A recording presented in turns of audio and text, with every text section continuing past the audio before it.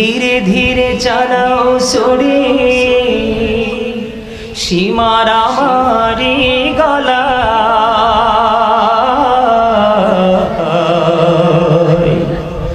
জয়নাল আবদিনের কান্দন শুনতে দাও না রে আমার। ধীরে ধীরে চালাও সরে সীমার আমারি গলা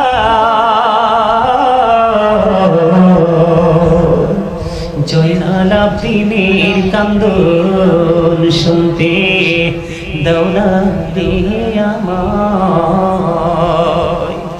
আমার নানা নবী ছিলেন গুনাহগারের শফি হলেন গো, এই গলায় দিতেন চুমা, এই গলায় দিতেন চুমা নানাজি সদা। জয়নাল আবদিনের কান্দন শুনতে দাও না রে আমায়। বলে ধীরে ধীরে চালাও সুরে সীমার আমারি গলা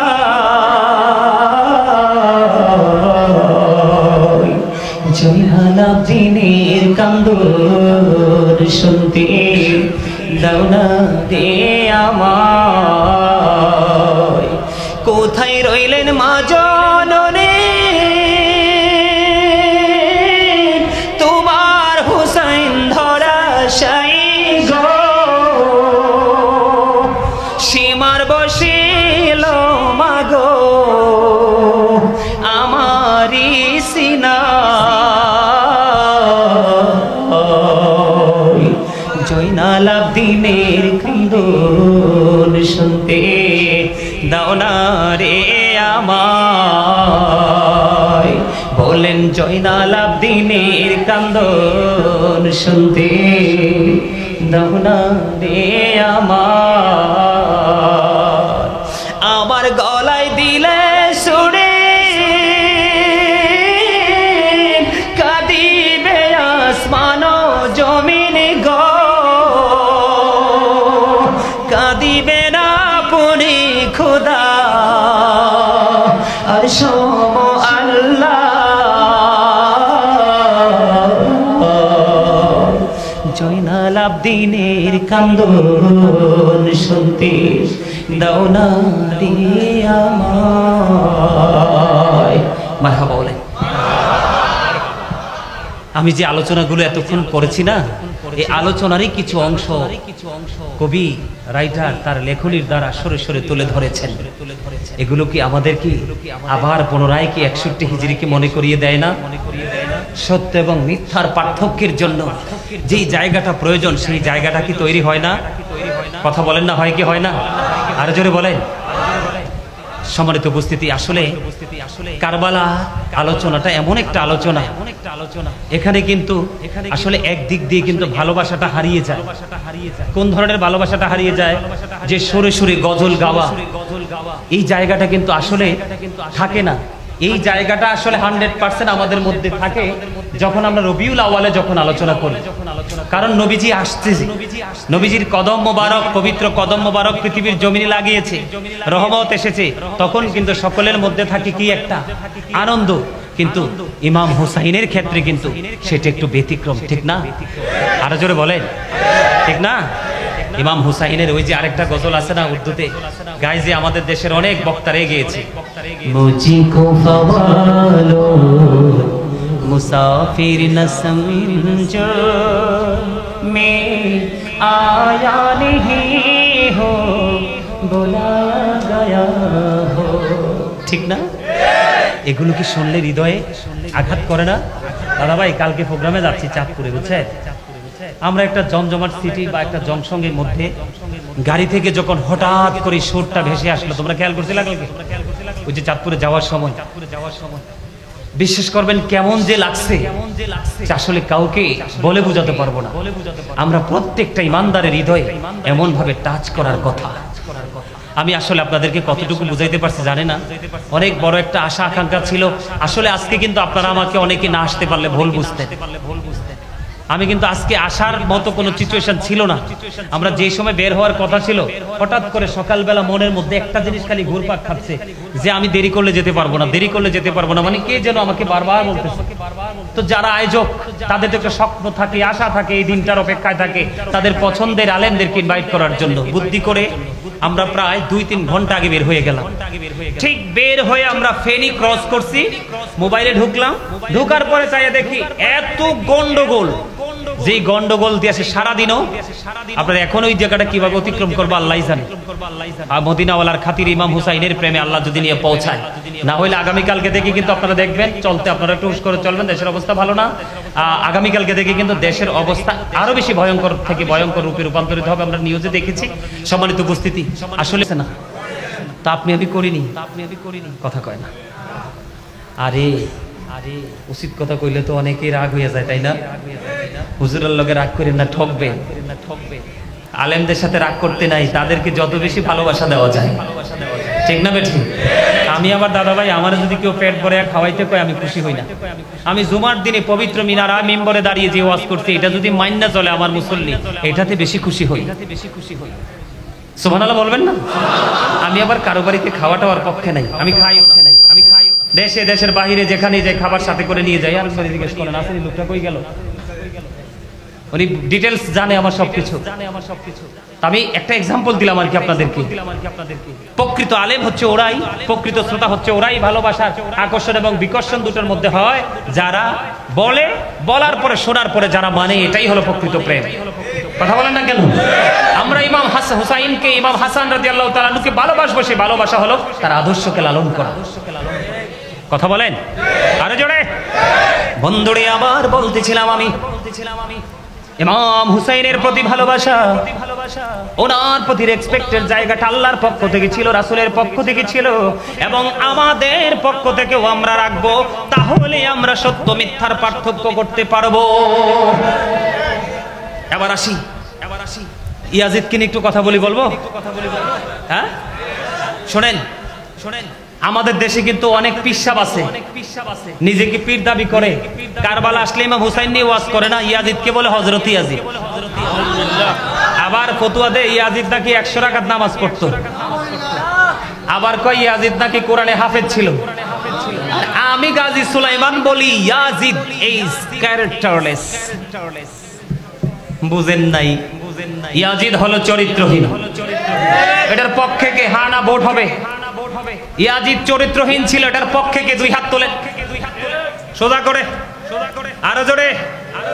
ওরে বাপরে বাপ, কি মুসলমান আমার সামনে, শক্ত পাথরের মতো। নামান, আপনি হাত না তুললে আমার কিচ্ছু যায় আসে না, যায় আসে আপনারই।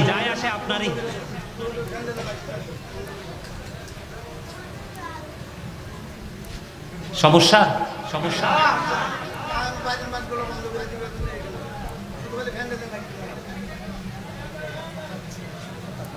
মানে কে?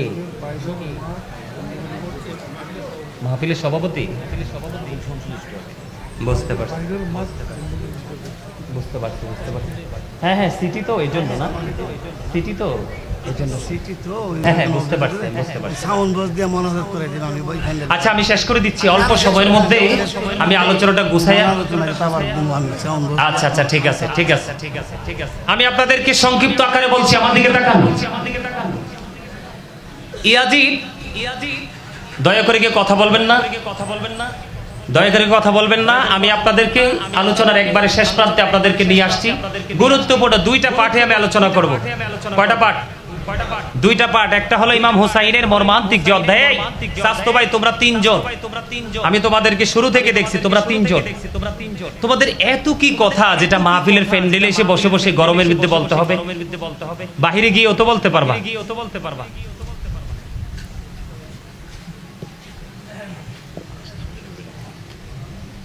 আমি বেড়া হইছি সুটটা, খুলি শুধু গিটটা, বুঝছো? বেড়া বেশি বড় না, তোমরা ধাক্কা দিলে উইরা যায়, তোমরা খালে পড়বো। কিন্তু এই জায়গাটাকে আমি যথেষ্ট রেসপেক্ট করি, কারণ আজকে আমি যা করছি এটা আমার এই দুনিয়ার বাজার না, বাজারটা হচ্ছে পরকালের।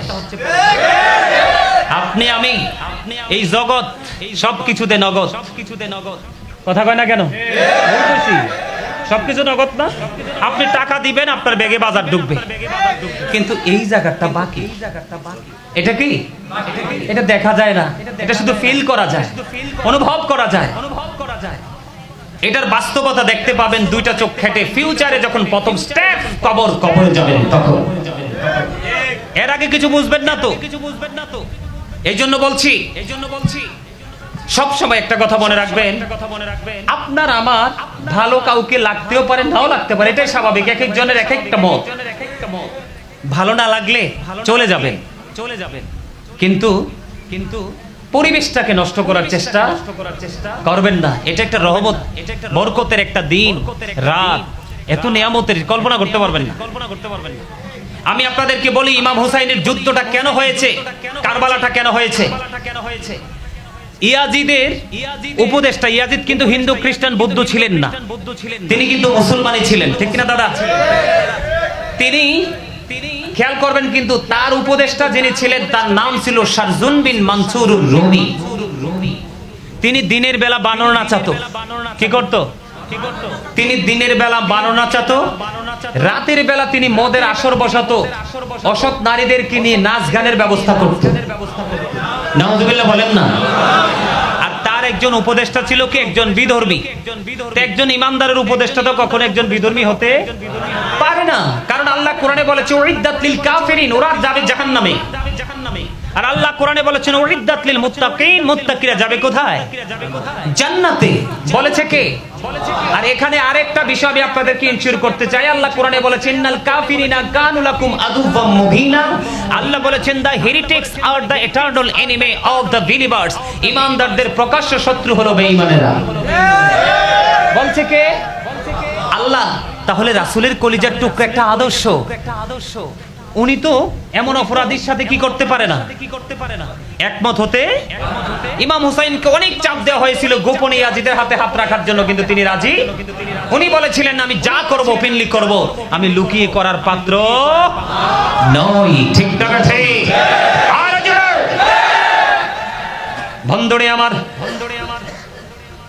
ইয়াজিদ চরিত্রহীন, এতটাই চরিত্রহীন ছিল এবং তার বাহিনী, যেটা আপনি আমি কল্পনা করতে পারবো না। বন্ধু, কোন বেঈমান কাফেরদের জীবনের ইতিহাসেও এমন ঘটনা খুঁজে পাওয়া যায় না। আমি আপনাদেরকে বলবো ফুরাত নদীর পানি বন্ধ হয়ে গেল, একক যুদ্ধ শুরু হয়ে গেল।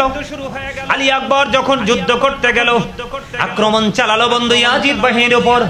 ফিরে আসলো, ফিরে এসে আমার কলিজার টুকরা ইমাম হুসাইন রাদিয়াল্লাহু তাআলা আনহুকে একটা ডাক দিয়ে বললেন, বাবা, বাবা গো, ও বাবা, আমাকে একটুখানি পানি দাও, আমি তাদের সাথে পুনরায় আবার আক্রমণ চালাবো। ইমাম হুসাইন রাদিয়াল্লাহু তাআলা আনহু একটা ডাক দিয়ে বললেন, বাবা, বাবা গো, তোমার মতো আমিও তো পিপাসার্ত, আমার কাছেও পানি নাই। আমি যখন আমার নবীর কাছে, আমার নানার কাছে যখন পানি চাইতাম, আমার নানা আমাকে জিহ্বাটা বের করে দিত, আমি চুষে প্রশান্তি নিতাম। এই কথা বলে বন্ধু ইমাম হুসাইন আলী মুকাম, ইমাম হুসাইন রাদিয়াল্লাহু তাআলা আনহু ওনার শুষ্ক জিহ্বাটা বের করে দিল। জিহ্বাটা বের করে দেওয়ার পরে আলী আকবর বাবার শুষ্ক জিহ্বাটা চুষে নিল, কিন্তু আলী আকবরের পানির তৃষ্ণা মিটে না, কারণ ইমাম হুসাইনের জিহ্বাটা বন্ধু শুকনো ছিল। এটার জন্য দায়ী কে? বলেন না আপনারা, বলেন না আপনারা শিখতে আসছেন না? এটার জন্য দায়ী কে? ইয়াজিদ। আমরা বলি ইয়াজিদের নাকি কোনো দোষ নাই। এই ঘটনা কে ঘটালো? এই নিষ্ঠুরতা, এই নিপীড়ন কে চালালো? ইয়াজিদ বাহিনী ইয়াজিদের কাছ থেকে পুরস্কারের জন্য এই কাজ করেছে। আসলে কিন্তু ইয়াজিদের কাছ থেকে কোনো পুরস্কার পায় নাই, কোনো পুরস্কার দেয় নাই। ইয়াজিদ তো পুরস্কারের লোভ দেখিয়ে ধ্বংস করার চেষ্টা করেছে। আসলে কি ইমাম হুসাইন নিশ্চিহ্ন হয়েছে? নিশ্চিহ্ন তো হয়েছে ইয়াজিদ, ঠিক কিনা বলে? কতলে হুসাইন আসল মে মর গই ইয়াজিদ হ্যায়, ইসলাম জিন্দা হোতা হে হর কারবালা কি বাত। আল্লাহু আকবার বলবেন না? আরে আরো জোরে বলেন আল্লাহু আকবার। শেষ ভালো যান, শেষ ভালো যান। আমরা তো শেষ প্রান্তে চলে আসছি, ক্লান্ত হলে চলবে? আরো জোরে বলেন। একটু কথা বলেন, আমি শেষ করে দিচ্ছি। একটু ফিনিশিং তো দিতে হয়। আপনাদেরকে যদি শেষ পর্যন্ত নিয়ে না যাই তাহলে নেগেটিভ পজিটিভ, ভালো মন্দ, আলো আধার কোনোটাই কিন্তু আপনি বুঝতে পারবেন। ঠিক না ঠিক? দেখতে দেখতে দেখতে দেখতে বন্ধু যুদ্ধের শেষের দিকে চলে আসলো। ইমাম হুসাইনের চারপাশে বন্ধু ইয়াজিদ বাহিনী ঘেরাও করে ফেললো। দুষ্ট শিমার যখন ইমাম হুসাইনকে শহীদ করার জন্য বন্ধু কাছাকাছি চলে গেল, এবার ইমাম হুসাইন একটা ডাক দিয়ে বলল, রে শিমার, তোর বুকের জামাটা একটু খোল, আমি দেখবো। বুকের জামাটা খুলতে দেরি, চাইয়া দেখি শিমারের বুকের মধ্যে সাদা সাদা শ্বেত চিহ্ন। এবার ইমাম হুসাইন ডাক দিয়ে বলল, তুই বুঝিস এই বদকিসমত? আমার নানা আমাকে জানিয়ে গেছে সাদা দাগের কুকুরগুলো আমার বাগানকে হরণ করে নিয়ে যাবে রে। আমার নানার কথার সাথে আজকে আমি বাস্তব প্রমাণ পেয়ে গেলাম, তুই তো সেই বদকিসমত। আল্লাহু আকবার বলেন না? আরো জোরে। ইমাম হুসাইন রাদিয়াল্লাহু তাআলা আনহুর দেহ থেকে মাথা মোবারক আলাদা করে ফেললো। আলাদা করার পরে ইয়াজিদ বাহিনী বন্ধু ক্ষান্ত হলো না। ওনার এই পবিত্র মাথায় রে ঘোড়া দিয়ে এই মরুভূমির মধ্যে পদধূলিত করেছে। জোরে জোরে নাউজুবিল্লাহ। ইমাম হুসাইন যখন শাহাদাত বরণ করলো, বাইতুল মুকাদ্দাসের ঝুলন্ত পাথর থেকে রক্ত ঝরতে শুরু করলো। সিরিয়ার যে কোনো পাথর সরালে বন্ধু সেই পাথর থেকে তাজা তাজা রক্ত দেখা যেত। আমার নবী উম্মে সালমাকে মাটি দিয়ে গিয়েছিলেন। উম্মে সালমাকে বলেছিলেন, এই মাটিগুলো যত্ন করে রেখে দাও, যেদিন তুমি দেখতে পাবে এই মাটিগুলো লাল হয়ে গেছে, সেই দিন তুমি বুঝবে আমার কলিজার টুকরা শহীদ হয়ে গেছে। ইমাম হুসাইন শহীদ হলো। উম্মে সালমা মাটির দিকে চাইয়া দেখে এই মাটিগুলো রক্তে লাল লাল। বন্ধু, আকাশ এমন অন্ধকার হয়েছিল, জিন জাতিরা পর্যন্ত ক্রন্দন করেছে। আকাশ কেঁদেছে, বাতাস কেঁদেছে, ফেরেশতারা কেঁদেছে, জিন জাতি পর্যন্ত কেঁদেছে, কিন্তু ইয়াজিদ এবং তার বাহিনীর হৃদয় কাঁদেনি।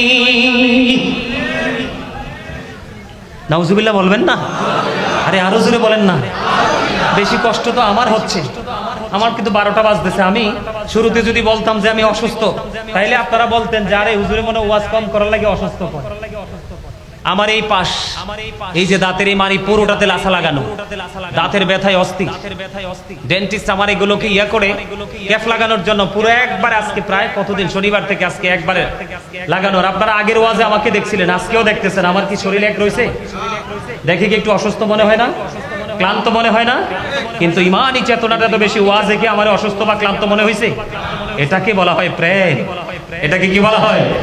আরো জোরে বলেন। ভালোবাসা। ভালোবাসা মানুষকে শুধু কি করতে জানে? স্বর্গের দিকে নিয়ে যেতে জানে। হিংসা শুধু মানুষকে ধ্বংসস্তূপে পরিণত করতে জানে। এই জন্য ইয়াজিদ বাহিনী হিংসাত্মকমূলক আচরণ করেছে, তারা চির নিশ্চিহ্ন হয়ে গেছে। আমার দিকে তাকান বন্ধু, খ্রিস্টান মুসলমান হয়ে গেল। কি হয়ে গেল? আরেকটা খ্রিস্টানের প্রেমের গল্প শোনেন। অনেক লম্বা ঘটনা। আমি কিন্তু আলোচনাটা পার্ট বাই পার্ট ধারাবাহিক ভাবে করতেছি, অনলাইনে আপনারা দেখবেন। গুছাইয়া শেষ করে দিচ্ছি, টেনশন করার দরকার, নো টেনশন ডু ফুর্তি।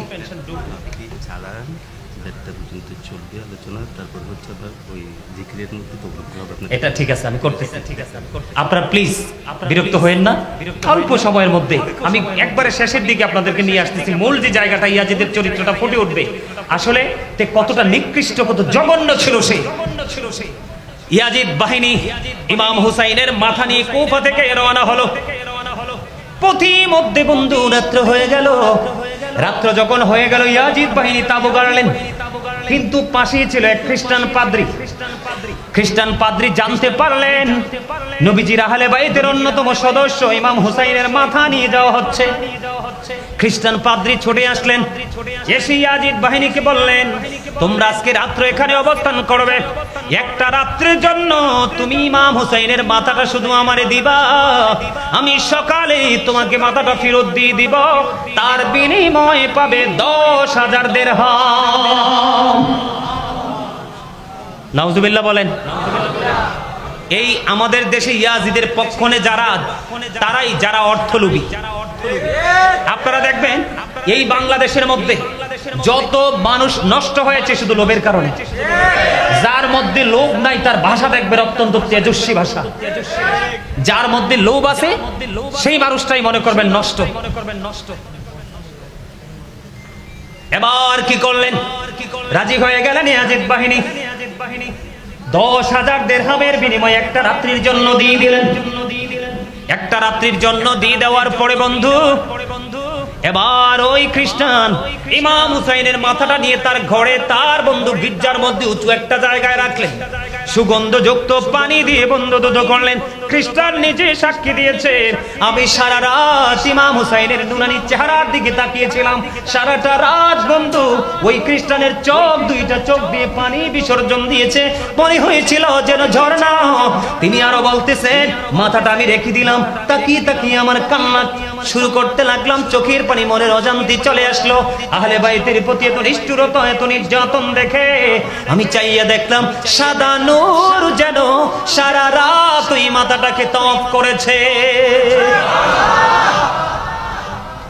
এখান থেকে চলে গেল। সকাল হলো, প্রস্থান করলো। কিন্তু বন্ধু ইমাম হুসাইনকে শহীদ করার পরে ইয়াজিদের কাছ থেকে কোনো পুরস্কার পায়নি। বন্ধুরে আমার, আমি আপনাদেরকে বলছি, ইয়াজিদের কাছে যখন নেওয়া হলো, ইয়াজিদ একটা তলোয়ার হাতে নিয়ে ইমাম হুসাইনের মাথার মধ্যে বন্ধু এই দাঁতের মধ্যে আঘাত করতেছিল, আর বিকৃত ভাষায় বাজে বাজে মন্তব্য করতেছিল। জোরে বলেন নাউজুবিল্লাহ। আরো জোরে বলেন না নাউজুবিল্লাহ। ঈসা নবীকে অনুসরণ করতেন। তৎকালীন সময় একজন লোক সেখানে উপস্থিত ছিলেন। কয়, আমরা ঈসা নবীকে এত ভালোবাসি রে, ওনার ঘোড়ার একটা খুরা আমরা যত্ন করে রেখে দিয়েছি। কি করে দিয়েছি? ঘোড়ার একটা খুরা যত্ন করে রেখে দিয়েছি।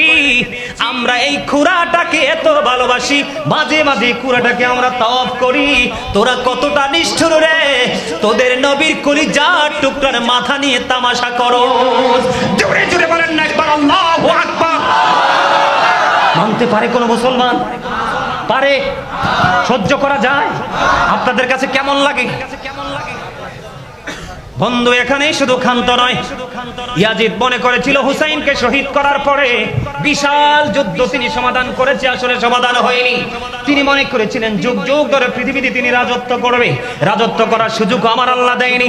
ইমাম হুসাইনকে শহীদ করার পরে, উনার সঙ্গীদেরকে শহীদ করার পরে ইয়াজিদ পৃথিবীর বুকে বেশি দিন বেঁচে থাকতে পারেনি। যতদিন বেঁচে ছিল ততদিন তিনি নির্যাতনের মধ্য দিয়ে জীবন যাপন করেছে। কিতাব প্রমাণ করেছে বন্ধু, ইয়াজিদ ইমাম হুসাইনের শাহাদাতের পরে 2 বছর 8 মাস মতান্তরে 3 বছর 8 মাস বেঁচে ছিল, আর বেশি সে বাঁচতে পারে না। কিন্তু 2 বছর 8 মাস মতান্তরে 3 বছর 8 মাসের মধ্যে সে আরো বেশি তাণ্ডব চালিয়েছে। আমাদের দেশে আছে না অসভ্য লোক? নির্যাতন নিপীড়ন করে না মানুষের উপরে? তীব্র থেকে তীব্রতর পজিশনে যায় না? এটা ইয়াজিদি আদর্শের লোক, ঠিক কিনা বলেন? ইয়াজিদি চরিত্রের লোক, ইমাম হুসাইনি চরিত্রের লোক। কখনোই মানুষকে আঘাত করতে পারে, অ্যাটাক করতে পারে, মানুষের মন ভাঙতে পারে? পারে? বন্ধু আমি আপনাদেরকে বলি, 61 হিজরিতে কারবালা হলো। কত হিজরি? 61 হিজরিতে কারবালা হলো। 63 হিজরিতে আরো হাররার ঘটনা ঘটিয়েছে। মসজিদে নববীর মতো পবিত্র জায়গা, আপনারা এখানে নিশ্চয়ই ওখানে গেছেন, আসেননি কেউ? দাদা গেছেন? দাদা মসজিদে নববীতে ঢুকে কেমন লাগছে? মনে হয়েছে আমার কাছে আমি যখন মসজিদে নববীর মধ্যে প্রবেশ করেছিলাম, বন্ধু আমার কাছে মনে হয়েছিল এই জান্নাত এত সুন্দর, ওই জান্নাত না জানি কত সুন্দর। মসজিদে নববীর মতো পবিত্র জায়গা, যেখানে 1 রাকাত নামাজ পড়লে 50,000 রাকাতের সওয়াব পাওয়া যায়। জিলহজের চাঁদের 3 দিন। কয় দিন? জিল, মনে রাখবেন 61 হিজরিতে কারবালা হয়েছে, 63 হিজরিতে জিলহজের চাঁদের 3 দিন। তারা মদ খাওয়া, গাঁজা খাওয়া, খুন করা, ধর্ষণ করা সব কিছুকে বৈধ বলে ঘোষণা দিয়েছিল। মসজিদে নববীর মধ্যে 3 দিন আজান দিতে দেয়নি, নামাজ পড়তে দেয়নি, ইকামত দিতে দেয়নি, ঘোড়া রাস্তা বল বানিয়েছে এমন পবিত্র জান্নাতের বাগানকে।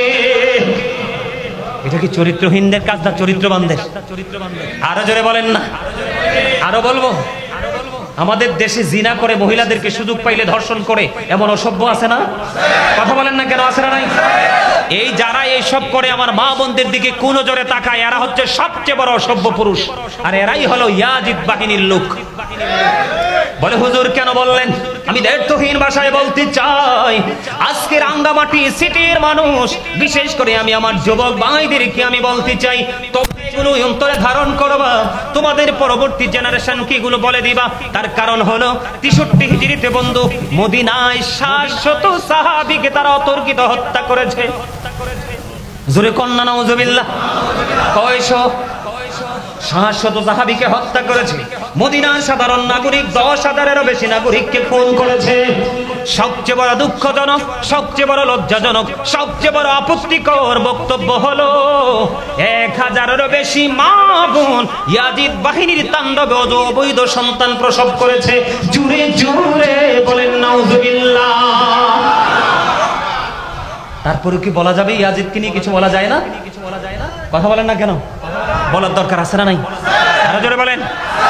অবশ্যই আছে, অবশ্যই আছে। আমি আপনাদেরকে বিনীতভাবে অনুরোধ করব, যত নোংরামি সবকিছু ইয়াজিদের চরিত্রে খুঁজে পাবেন। আমি কিন্তু একটা ওয়াজ করে এসেছি, কিন্তু সিম্পল ভাবে একটা জায়গা গ্যাপ রেখে এসেছি, এটা একটু পরিপূর্ণ করতে চাই। ওই যে বলেছিলাম ইয়াজিদ মদ খায়, মদের আসর বসাতো। মদ হারাম না হালাল? ইমাম আজম আবু হানিফা রাহমাতুল্লাহি আলাইহি তিনি বলেছেন, তোমরা যদি কাউকে মদ পান করতে দেখো তাহলে তাকে সঙ্গে সঙ্গে 80টা ডুররা মারবা। তার কারণ মদ খাওয়ার পর একটা মানুষের বিবেকটা বিকৃত হয়ে যায়, মস্তিষ্ক নষ্ট হয়ে যায়, তখন সে ব্যভিচারে লিপ্ত হয়। হযরত আলী রাদিয়াল্লাহু তাআলা আনহু সম্পর্কে আমার নবী বলেছেন, I am a city of education, the gate of that city is Ali, ana madinatul ilmi wari'ud babuha। আমার নবী বলেছেন, আমি হলাম শিক্ষার শহর, আর সেই শহরের দরজা হলো আমার আলী, তারা হলো ইমাম হাসান হুসাইনের পিতা। আরো জোরে বলেন না। মা আয়েশা সিদ্দিকা রাদিয়াল্লাহু তাআলা আনহা তিনি একদিন ওনার বাবা আবু বকরকে প্রশ্ন করলো, বাবা গো, আপনি যখন আলীর সাথে একই জায়গায় বসেন, আমি প্রায় সময় চাইয়া দেখি আপনি হযরতি আলীর চেহারার দিকে তাকায়া থাকেন, রহস্য কি বাবা? তখন ওই আবু বকর সিদ্দিক রাদিয়াল্লাহু তাআলা আনহু তিনি বলেছে, আমি হযরতি আলীর দিকে তাকায়া থাকার কারণ আমার নবী বলেছেন, আলীর চেহারা দেখাও ইবাদত।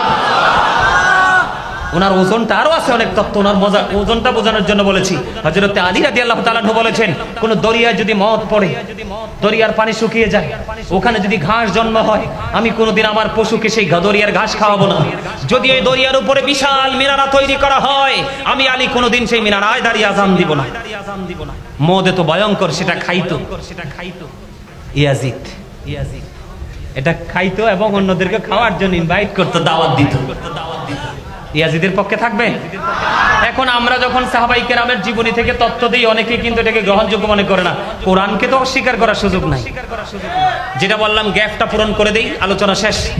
আল্লাহ রাব্বুল আলামিন বলেছে, ইন্নামাল খামরু ওয়াল মাইসিরু ওয়াল আনসাবু ওয়াল আজলামু রিজসুম মিন আমালিশ শাইতান। এটা বলতাম না, একটা বলার কারণ হলো মদ, জুয়া, মূর্তি, ভাগ্য গণনা, এটি ঘৃণ্য বস্তু, শয়তানের কাজ। কার কাজ? আর শয়তান আপনার আমার বন্ধু না শত্রু? Satan is the eternal enemy of the believers. শয়তান ইমানদারদের প্রকাশ্য শত্রু। তবে সবচেয়ে মজার ব্যাপার হলো আজকে যেখানে আপনারা যারা এসেছেন সবাই ইমাম হাসান হুসাইন আহলে বাইতের প্রেমিক, রাসূল প্রেমিক। আপনাদেরকে আমি সর্বশেষ আলোচনা করে শেষ করতে চাই। আল্লাহ রাব্বুল আলামিন পবিত্র কালামে হাকিমে বলেছে, ইন্না কাইদা শাইতানি কানা দাঈফা। আল্লাহ বলেছেন, Satan deception is very weak। শয়তানের ধোঁকা মুমিনের জন্য একেবারে দুর্বল। তার মানে হুসাইনি কাফেলার সদস্য যারা, তাদেরকে শয়তান কখনো গায়েল করতে পারে না। আর ইয়াজিদি বাহিনীর সদস্য যারা, শয়তান তাদেরকে কখনোই পথভ্রষ্ট করার প্রয়োজন হয়, কারণ তারা এমনিতেই ধ্বংস। কথা বলেন না কেন?